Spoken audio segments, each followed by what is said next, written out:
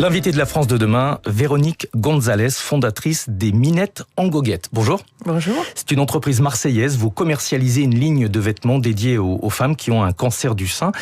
Qu'est-ce que ces vêtements ont de particulier? Pourquoi est-ce qu'ils sont particulièrement adaptés? Alors parce que je prends en compte les problématiques générées par les différents traitements qui ne se voient pas, genre une transpiration excessive, une peau qui devient hypersensible, des cicatrices qui s'irritent. Donc on a vraiment besoin de douceur.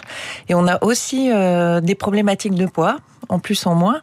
Et donc on a vraiment besoin de vêtements qui s'adaptent. Donc moi quand je dessine, je prends en compte et les problématiques et le tissu qui va avec. Comment est-ce que vous avez eu l'idée de créer cette ligne de vêtements? Eh bien, suite à un besoin personnel, parce que j'ai eu un cancer du sein en 2016 et j'ai cherché du coup des vêtements qui s'adaptent, qui prennent en compte toutes ces problématiques.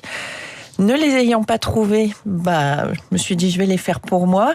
Et c'est grâce à ma médecin en fait que je me suis rendu compte que j'étais loin d'être toute seule à avoir ces problèmes-là. Au départ, vous visiez uniquement les femmes atteintes de cancer du sein. Progressivement, vous avez élargi la cible à d'autres pathologies ou à d'autres moments de la vie, comme par exemple la ménopause. Oui, parce qu'en fait, je me suis rendu compte aussi que pendant la ménopause, on pouvait avoir, avec les bouffées de chaleur, des problèmes de transpiration.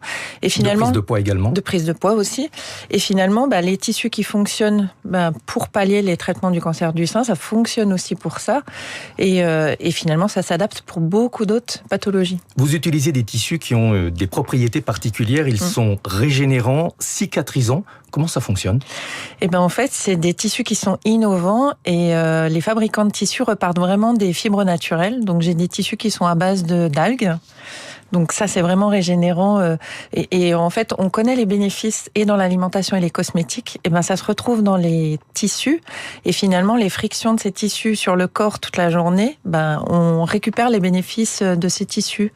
Mais est-ce que les vêtements conservent toutes ces propriétés après avoir été lavés? Oui.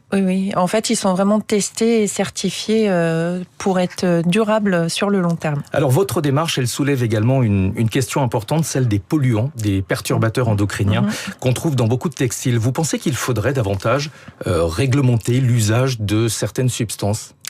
Pour moi, c'est évident et pour être complètement honnête, avant d'être malade, c'est quelque chose auquel je faisais absolument pas attention. Et en fait, ça m'a vraiment sauté aux yeux le jour où j'ai remis un t-shirt en coton que j'adorais et qui me faisait l'effet d'un pull qui gratte. C'est insupportable toute la journée. Et en fait, les scientifiques m'ont expliqué que c'est vraiment les polluants qui sont encapsulés dans les fibres quand c'est tissé qui font que ça reste. Donc oui. On entend souvent que les vêtements commercialisés par les grandes plateformes de fast fashion sont de mauvaise qualité, qu'ils contiennent des substances nocives. C'est vrai? Est-ce que ça a été vérifié?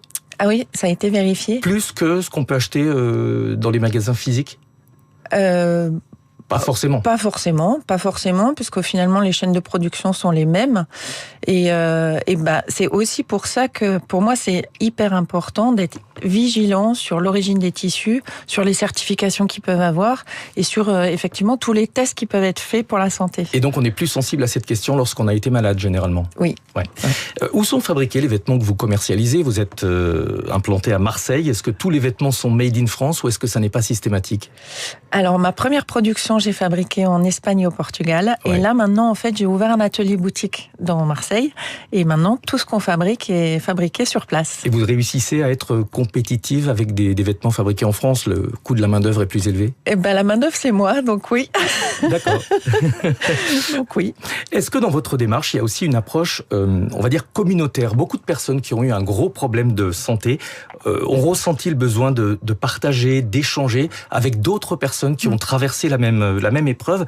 Est-ce que créer une ligne de vêtements dédiée à une pathologie, c'est pas aussi une façon de créer une communauté autour de cette pathologie? Si, parce que effectivement, moi au début, j'avais l'impression que j'étais toute seule. Je me suis rendu compte que c'était loin d'être le cas, et j'ai été hyper étonnée du tabou qu'il y avait justement sur tous les effets secondaires qu'on peut vivre. Alors effectivement, c'est pas très glamour, mais du coup là, ça laisse vraiment la liberté de s'exprimer complètement.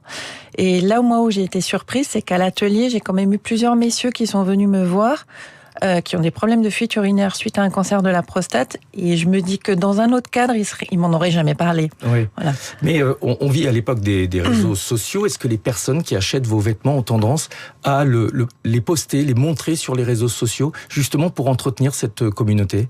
Alors oui, parce que je ne vends pas qu'à des personnes qui ont été malades et je vends de plus en plus aussi à des personnes qui sont sensibles aux matières et qui ont envie de faire attention à ce qu'elles portent.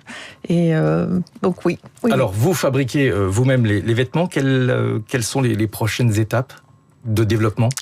Eh ben, j'aimerais, parce qu'aujourd'hui je suis toute seule, donc moi mon objectif c'est de continuer à développer et de réussir à embaucher couturières et modélistes pour qu'on puisse vraiment fabriquer sur d'autres pathologies puis d'autres gammes, quoi. Mais concrètement, est-ce qu'aujourd'hui vous êtes à la recherche par exemple de financement? Ah oui, financement et partenaire. S'il y a un partenaire qui a envie de venir et qui croit vraiment dans le projet, oui. Bon, écoutez, s'il nous écoute ce matin, vous recherchez un financement, ça s'appelle les Minettes en Goguette, entreprise marseillaise donc qui commercialise des lignes de vêtements dédiées aux personnes qui ont une pathologie particulière, cancer du sein au départ, mais on l'a dit, vous avez depuis élargi la cible. Merci beaucoup d'être venu ce matin, bravo pour votre initiative. Merci. À suivre les classiques de l'économie avec Natacha Valla qui, comme tous les vendredis, nous dresse le portrait d'un économiste. Aujourd'hui, on va parler de Léon Walras. C'est un économiste français, mais il a passé l'essentiel de sa vie